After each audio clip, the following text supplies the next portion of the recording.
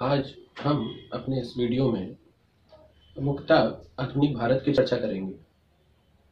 अगर प्रतियोगी परीक्षाओं के संदर्भ में देखा जाए तो संपूर्ण इतिहास को 3 भागों में बांटा गया है।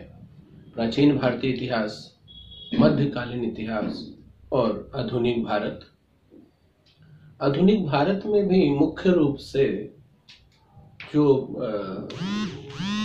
ज्यादा क्वेश्चन बनते हैं वो रहता है भारत का स्वतंत्रता संग्राम, फ्रीडम स्ट्रगल की बात करें, फर्स्ट वॉर ऑफ इंडिपेंडेंस।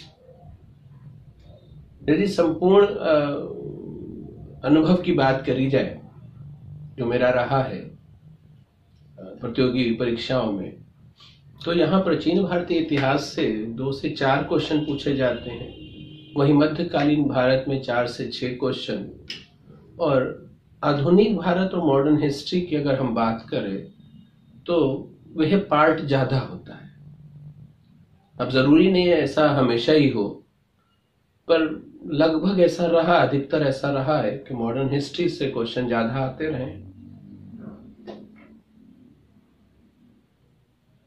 अगर प्रारंभ माना जाए मॉडर्न हिस्ट्री का तो मध्यकालीन भारत, और हम समझ सकते हैं कि औरंगजेब की मृत्यु के पश्चात से अगर हम बात करते हैं तो मुगलों का जो पतन है वो 1707 औरंगजेब की मृत्यु से माना जाता है। और जो स्टार्टिंग अगर मध्यकालीन भारत की करें तो 712 मोहम्मद बिन कासिम पहला अरबी मुस्लिम शासक था जिसने हिंदुस्तान पर आक्रमण किया था और सिंध के राजा दाहिर को पराजित किया था। यह मेरा मकसद है ये कहना कि मध्यकालीन भारत 712 से लेकर लगभग 1707 के बाद भी चलता है, परंतु मॉडर्न हिस्ट्री का जो प्रारंभ है वो शासन व प्रशासन की दृष्टि से अगर हम देखते हैं तो प्लासी के युद्ध से माना जाता है। औरंगजेब की मृत्यु के पश्चात मुगलों का पतन होने लगा और उसके बाद किस तरह से अंग्रेजों ने हिंदुस्तान पर अपना शासन कायम किया, ये इस तरह से हम समझ सकते हैं कि जब कोई सत्ता कहीं कमजोर हो जाती है तो लाजमी दूसरी सत्ता क्या करती है, उसको अपने अधिकार में ले लेती है। हिंदुस्तान में अंग्रेज बहुत पहले से आते रहे। अगर हम हिंदुस्तान में अंग्रेजों के आगमन की अगर हम बात करते हैं तो हिंदुस्तान में अंग्रेज इससे पहले भी आते रहे, परंतु इतिहास के संदर्भ में और मॉडर्न हिस्ट्री के संदर्भ में अगर हम बात करें तो शासन व प्रशासन की दृष्टि से हिंदुस्तान पर अंग्रेजों का जो आगमन है वो प्लासी का युद्ध 1757 से माना जाता है। प्लासी पश्चिम बंगाल में एक स्थान, और ये युद्ध जो हुआ था प्लासी का युद्ध बंगाल के नवाब सिराजुद्दौला और अंग्रेज रॉबर्ट क्लाइव के मध्य हुआ था, जिसमें रॉबर्ट क्लाइव जीत जाते हैं।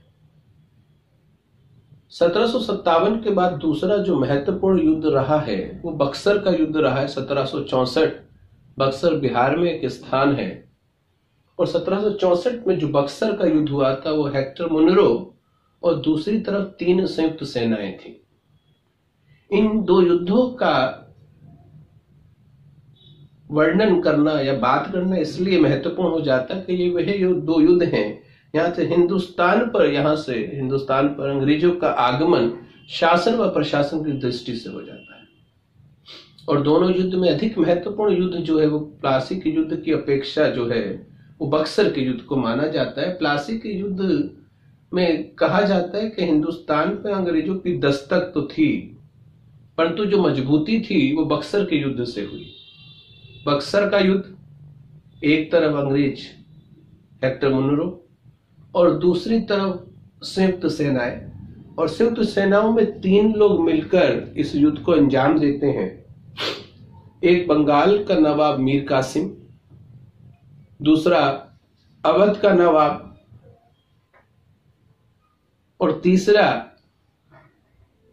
मुगल सम्राट शाह आलम। अवध के नवाब शुजाउद्दौला, मुगल सम्राट शाह आलम और बंगाल के नवाब मीर कासिम, ये संयुक्त रूप से एक सेना का गठन करते हैं और हेक्टर मुनरो के खिलाफ ये युद्ध होता है, परंतु संयुक्त सेनाएं पराजित हो जाती है। अर्थात 1757 प्लासी का युद्ध और 1764 बक्सर का युद्ध, दोनों ही युद्धों में अंग्रेज जीत जाते हैं और दूसरी तरफ जो सेनाएं है वो पराजित हो जाती है। इसलिए कहा जाता है कि यहां प्लासी के युद्ध में हिंदुस्तान में अंग्रेज स्थापित होते हैं और मजबूती मिलती है बक्सर के युद्ध में। यहां पहले बंगाल पर कब्जा होता है, वहीं बक्सर के युद्ध में बिहार व उड़ीसा भी अंग्रेजों के हाथ में आ जाता है। ये एक प्रारंभ है हिंदुस्तान पे अंग्रेजों के आगमन का, और उसके बाद एक लंबा सा सिलसिला है इतिहास का। पर हमें फ्रीडम स्ट्रगल की ओर बढ़ना है, भारत की स्वतंत्रता संग्राम के लिए। इसलिए हम 1757 से सीधे 100 इयर्स बाद, 100 साल पश्चात 1857 पर आकर बात करते हैं। इस बीच क्या हुआ इसका वर्णन मैं अपनी अगली जो वीडियोस रहेंगी उसमें जरूर करूंगा। पर 1857 इसलिए महत्वपूर्ण हो जाता है कि इसे हम भारत का प्रथम स्वतंत्रता संग्राम कहते हैं। 1857 में ऐसा क्या हुआ कि इसे हिंदुस्तान या भारत का प्रथम स्वतंत्रता संग्राम कहा जाता है। और यह भी कहा जाता है कि अगर पूर्व नियोजित तरीके से 1857 की क्रांति को अंजाम दे दिया जाता तो हिंदुस्तान 1947 में आजाद नहीं होता, 1857 में ही आजाद हो जाता।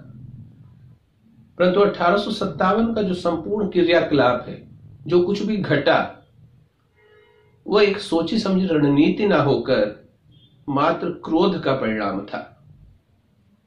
वह घटनाक्रम क्या था? वह घटनाक्रम यह था जो मंगल पांडे के इर्द गिर्द घूमता रहता है। 1857 की क्रांति का तत्कालिक कारक चर्बी लगे कारतूसों का प्रयोग था। एकमात्र कारक नहीं था चर्बी लगे कारतूस। अगर हम 1857 की क्रांति की बात करें तो तत्कालिक कारक चर्बी लगे कारतूसों का प्रयोग। घटना यूं और इस तरह से थी कि मंगल पांडे रहने वाले उत्तर प्रदेश बलिया के, वे अंग्रेजों की सेना अर्थात बंगाल में बैरकपुर छावनी में तैनात थे।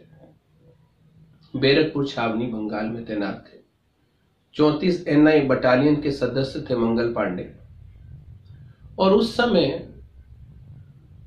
अंग्रेज सेना में एक नई राइफल का प्रयोग प्रारंभ हुआ था जिसे हम कहते हैं एनफील्ड। उससे पहले जो राइफल जिसका प्रयोग होता था वो ब्राउन बेस थी, परंतु जो एनफील्ड राइफल आई थी उसमें जिन कारतूसों का प्रयोग होता था वे चर्बी लगे कारतूस थे, अर्थात गाय व सुअर की चर्बी लगे कारतूसों का प्रयोग होता था, जिन्हें राइफल में चलाने से पहले मुंह से नोचना पड़ता था, खोलना पड़ता था। इस कारण हिंदू व मुसलमान की धार्मिक भावनाएं आहत होती थी। हिंदू की धार्मिक भावनाएं गाय की चर्बी से, मुसलमान की धार्मिक भावनाएं सुअर की चर्बी से आहत होती थी।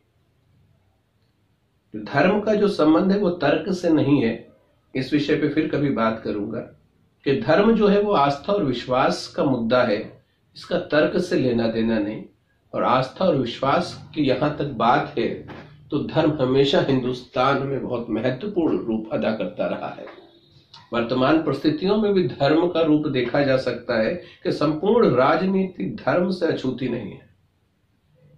फिलहाल 1857 की क्रांति की बात कर रहे हैं हम कि किस तरह से हिंदू व मुसलमान की धार्मिक भावनाएं आहत हुई, और इस बात का विरोध आगे बढ़कर जिसने किया उस सैनिक का नाम मंगल पांडे।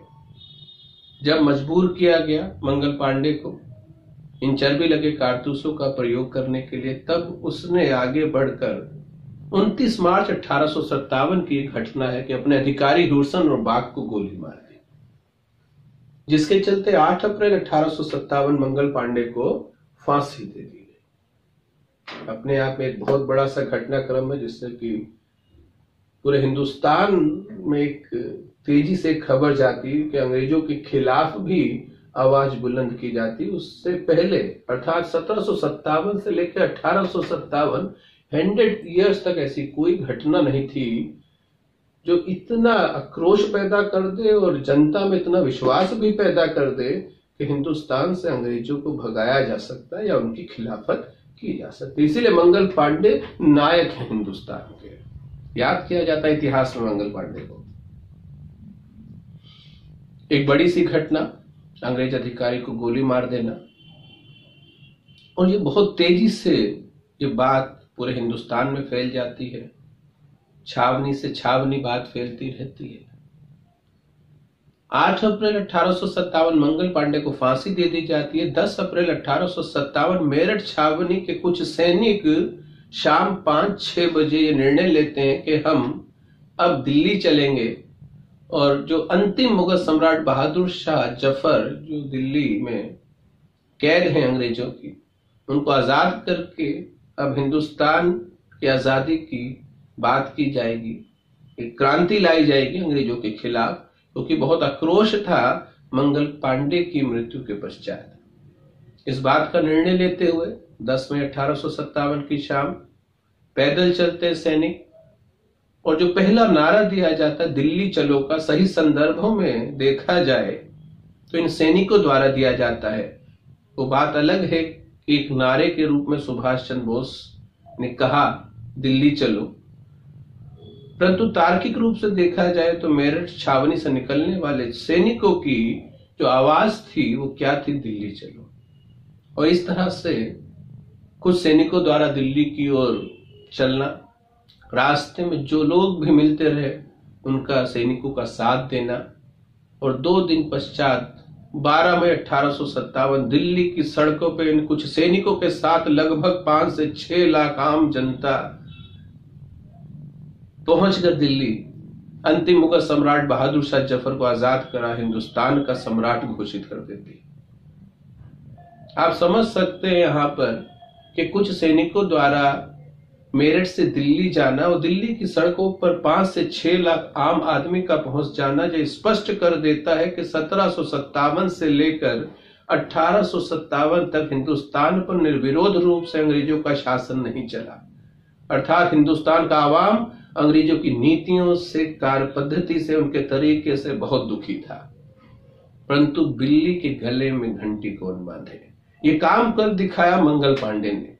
इसलिए हम कहते हैं तत्कालिक कारकों में चर्बीले के कारतूस एक महत्वपूर्ण भूमिका अदा करते हैं, परंतु पिछले 100 सालों में निर्विरोध रूप से अगर हिंदुस्तान पर अंग्रेजों का शासन चल रहा होता तो आज दिल्ली की सड़कों पर कुछ सैनिकों के साथ 5 से 6 लाख आम जनता नहीं होती। इससे स्पष्ट होता और सिद्ध होता है कि मंगल पांडे चिंगारी था और बारूद पिछले 100 सालों में जमा हो रखा था। बहुत सारे कारक थे इस क्रांति को जन्म देने के, जो 1757 से लेकर 1857 के मध्य थे, जिसे हम कह सकते हैं राजनीतिक कारक, पॉलिटिकल कॉज, प्रशासनिक कारक, एडमिनिस्ट्रेटिव कॉज, सैनिक कारक, मिलिट्री कॉज, धार्मिक कारक, रिलीजियस कॉज, और भी बहुत से कारण थे। परंतु तत्कालिक कारक चर्बीले के कारतूस ने एक महत्वपूर्ण भूमिका अदा करके इसको अंजाम दे दिया था। इसलिए 1857 की क्रांति एक महत्वपूर्ण क्रांति है, और ये सत्य है अगर ये पूर्व नियोजित कार्यक्रम के तहत होती तो हिंदुस्तान 1947 में नहीं 1857 में ही आजाद हो जाता। अब जब अंतिम मुगल सम्राट बहादुर शाह जफर, अंतिम मुगल सम्राट किस रूप में, मैंने थोड़ी सी चर्चा औरंगजेब की बात की थी। 1707 में औरंगजेब की मृत्यु के पश्चात लगभग 11 पीढ़ियों ने हिंदुस्तान पर शासन किया, मुगल शासक जिन्हें कहा जाता है, परंतु कोई भी मुगल सम्राट इतना मजबूत नहीं था कि एकीकृत रूप से हिंदुस्तान के एक बड़े हिस्से पर अपना शासन करता। बहुत तेजी से सारे शासक आते रहे, जाते रहे, और उसी कड़ी में जो अंतिम शासक था वो अंतिम मुगल सम्राट बहादुर शाह जफर था, जिसे अंग्रेजों ने कैद कर लिया था। ये वही बहादुर शाह जफर, मुगल सम्राट जफर इनको उपनाम है जिससे ये कविता या शायरी लिखा करते थे। बहादुर शाह सेकंड यहां इसलिए हम कहते हैं, द्वितीय इसलिए कहते हैं कि जब औरंगजेब की मृत्यु हुई थी फिलहाल औरंगजेब के 5 पुत्र थे, 2 पुत्रों की मृत्यु औरंगजेब के जीते जी हो गई थी, और जो 3 पुत्र थे उनके मध्य सत्ता को लेकर संघर्ष हुआ था, उसमें जो जीतता है, जो मुगल सम्राट बनता है औरंगजेब के पश्चात, उसका नाम था बहादुर शाह। और फिर लगभग 11 पीढ़ियों के बाद एक और बहादुर शाह, इसलिए उसको हम प्रथम कह देते हैं और इनको हम कहते हैं द्वितीय। तो बहादुर शाह सेकंड और जफर उनका उपनाम। इन्हीं को आजाद करा हिंदुस्तान का सम्राट घोषित कर दिया जाता है। इसके साथ ही साथ 1857 की क्रांति संपूर्ण भारत में फैल जाती है। जगह जगह क्रांति के नेतृत्व करने वाले होते हैं। जैसे अगर क्वेश्चन आता है कि दिल्ली में 1857 की क्रांति का नेतृत्व किसने किया, तो बहादुर शाह जफर ने, और उनका साथ दिया था जनरल बख्त खां। हम कह सकते हैं कि सक्रिय रूप से जो काम किया था वो जनरल बख्त खां, क्योंकि प्रतीकात्मक रूप से बहादुर शाह जफर संपूर्ण क्रांति का एक प्रतीक भी थे। और हिंदुस्तान में क्रांति का नेतृत्व, भारत में क्रांति का नेतृत्व या दिल्ली में क्रांति के नेतृत्व की बात करें तो बहादुर शाह जफर, और उनका साथ दिया जनरल बख्त खां ने। इसी तरह से लखनऊ में जो क्रांति का नेतृत्व किया बेगम हजरत महल, और उनका साथ दिया उनके बेटे बिजरिस कादिर ने। अगर बहादुर शाह जफर का नाम नहीं है एग्जाम किसी ऑप्शन में, तो जनरल बख्त खां देख लेंगे हम। बेगम हजरत महल ने नेतृत्व किया, फिर उनके बेटे बिजरिस कादिर ने, डिपेंड करता ऑप्शन पे। कानपुर में नाना साहब और तांत्या टोपे ने, झांसी में रानी लक्ष्मीबाई, और बाद में साथ दिया था तांत्या टोपे ने, क्योंकि जब कानपुर में क्रांति का दमन हुआ तो नाना साहब भागकर चले गए नेपाल के जंगलों में, कहीं छिप गए, और तांत्या टोपे भागकर आ गए रानी लक्ष्मीबाई के पास। इसलिए झांसी में रानी लक्ष्मीबाई और उनका साथ दिया तांत्या टोपे ने। बिहार का जब नाम आता तो कुंवर सिंह की बात करते, क्वेश्चन आता है कि बिहार का शेर किसे कहा गया, कुंवर सिंह। सबसे बुजुर्ग नेतृत्वकर्ता और जिनका लंबे समय तक क्रांति चली वो कुंवर सिंह थे। और कुंवर सिंह का साथ उनके बाद अमर सिंह जो उनके भाई थे, उन्होंने क्रांति का नेतृत्व किया था। इलाहाबाद में लियाकत अली। इस तरह संपूर्ण भारत में अनेक क्रांति के केंद्र हो गए, जगह जगह क्रांति प्रारंभ हो गई, परंतु यह क्रांति 1 साल से अधिक समय तक नहीं चल पाई। कहीं 2 महीना, कहीं 4 महीना, कहीं 3 महीना। कारण यह था कि आक्रोश में उठाया गया कदम था हिंदुस्तान के आवाम द्वारा, और एक ऐसी सत्ता से हम लड़ रहे थे जिसका सूर्य कभी अस्त नहीं होता था। इसलिए अंग्रेजों ने बहुत जल्दी स्थान स्थान, जगह जगह अपने सैनिकों को भेजकर क्रांति का दमन किया। दिल्ली में क्रांति का दमन हडसन ने किया। लखनऊ और आसपास के एरिया आउटरम और कैंपोवेल का नाम जाता है। जनरल हुरूज जिन्होंने क्रांति का दमन झांसी में किया। और एक कथन बड़ा महत्वपूर्ण है जो एग्जाम में आता रहता है कि जब रानी लक्ष्मीबाई का युद्ध हो रहा था अंग्रेजों से, दूसरी तरफ जनरल हुरोज थे। जब रानी लक्ष्मीबाई वीरगति को प्राप्त हुई तब जनरल हुरोज ने कहा था, क्रांतिकारियों में सोई हुई अकेली मर्द। तो ये कथन झांसी की रानी के लिए और कहा था जनरल हुरोज ने। बिहार में भी क्रांति का दमन, विंसेंट आयर। इस प्रकार संपूर्ण भारत में जहां जहां क्रांति हुई वहां वहां क्रांति का दमन हुआ। और सबसे लंबे समय तक जो क्रांति चली वो बिहार की चली 1 साल तक। और 1 साल के अंदर अंदर जितने भी केंद्र थे वहां क्रांति का दमन हो। पुनः 1 साल पश्चात हिंदुस्तान पर अंग्रेजों का शासन वैसे ही चलने लगा जैसे कि पहले चला करता था। और इसके साथ ही साथ 1858 का भारतीय परिषद अधिनियम पारित होता है, अर्थात हिंदुस्तान पर शासन कैसे किया जाएगा, क्या किया जाएगा, इसका कानून बन के आता ब्रिटेन से। उस कानून को हम कहते हैं इंडियन काउंसिल एक्ट 1858, 1858 का भारतीय परिषद अधिनियम। और यह अधिनियम 2 दृष्टि से बहुत महत्वपूर्ण था। नंबर 1,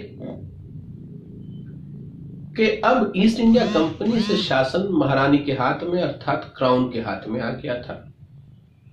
और नंबर 2, हिंदुस्तान या भारत का जो गवर्नर जनरल था उसे भारत का वाइसराय कहा जाने लगा था। 1857 की क्रांति के समय भारत का गवर्नर जनरल लॉर्ड कैनिंग था और इसी को वाइसराय कहा जाने लगा। अर्थात भारत का प्रथम वाइसराय जो हुआ वो लॉर्ड कैनिंग हुआ। 1858 एक अधिनियम था, कानून था, जिसके अंतर्गत ये 2 बड़े निर्णय लिए गए थे। एक निर्णय तो यही हो गया कि अब जो शासन है वो महारानी करेगी, अर्थात जो कुछ भी 1857 की क्रांति में हुआ उसका कारण ईस्ट इंडिया कंपनी था। इस तरह से कहेगा अंग्रेजों ने अपने आप को बचाया, अर्थात अपनी जो छवि धूमिल हो रही थी उससे अपने आप को बचाया कि भाई हम कारण नहीं है इस क्रांति का, जो कुछ भी हुआ वो ईस्ट इंडिया कंपनी के कारण हुआ। अब हम ईस्ट इंडिया कंपनी से शासन अपने हाथ में ले रहे हैं और हिंदुस्तान पर नजर रखने के लिए, थोड़ा ध्यान देने के लिए हम एक नया पद जो सृजन कर रहे हैं वो है वाइसराय का। इसके पश्चात किस तरह से हिंदुस्तान का इतिहास चलता है इसकी बात मैं अगली वीडियो में करूंगा।